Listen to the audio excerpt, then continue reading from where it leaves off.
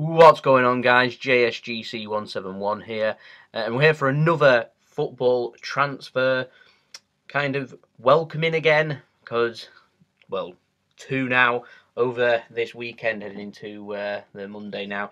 We have, of course, signed Benjamin Mendy that I've been speaking about on my last couple of videos with Man City. I said it's been happening. I said it was dead close. It is dead close. It's now got over the line. He's signed a 5-year deal worth, I think he's on a 50 odd, I think it's something like £47 million deal, probably with 5 million in add-ons, makes it just a little bit more expensive than the Kyle Walker transfer. However, Man City have now sorted out their little left-back crisis. They don't no longer have to play Mangala and Fernandinho and Delph to consider there. So he's probably going to slot in. He's going to be Man City's obvious first choice left-back this season.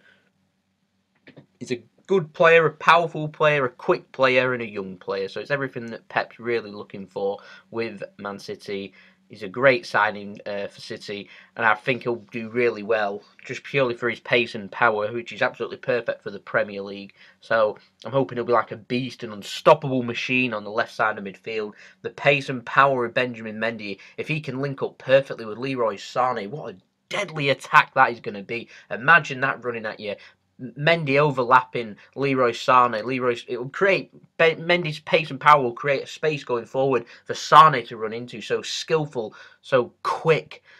Oh, it's exciting. It's really exciting. It's such an improvement upon players like Kolarov and Clichy, whose days sadly are past them now. Hence their left being released or moving on, going to Rome and such.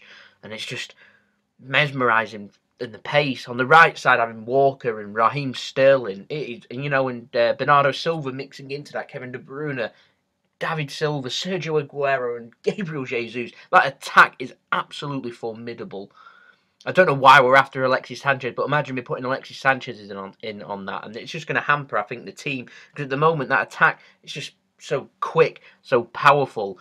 It's absolutely fantastic. I think Man City's only weakness is kind of in the middle, the central defensive midfield, with the aging of Yaya Toure and Fernandinho, and the centre backs not being that fantastic. I mean, Vincent Kompany is a very good player, but we don't know how his injuries are going to cope this season. If he does okay, then obviously we're going to get ourselves a fantastic team. We don't know how Ederson's going to look at Man City just yet, so that's a risk.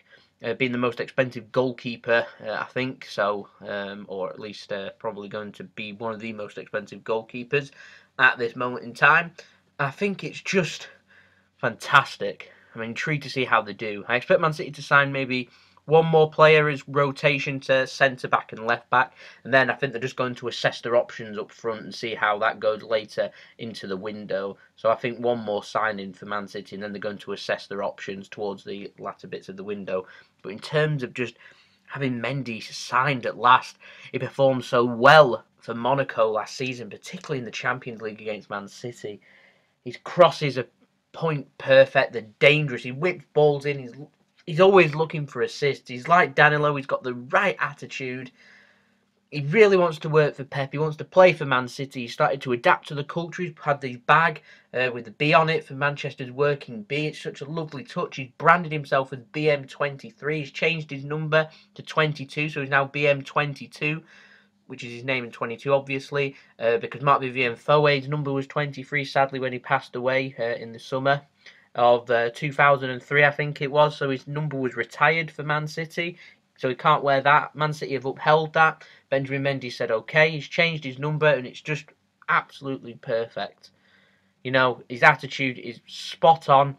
Watch his interviews on Man City's YouTube channel, on the videos and stuff. You'll see his attitude spot on. He wants to play, he wants to do well, he wants to better himself season after season. He wants his statistics to go up and up and up, and he's just destined for the top if he carries on with that attitude. And if he has a solid season ahead of him, then wow, we've got ourselves one of the best left backs in the Premier League, if not one of the best left backs in the world.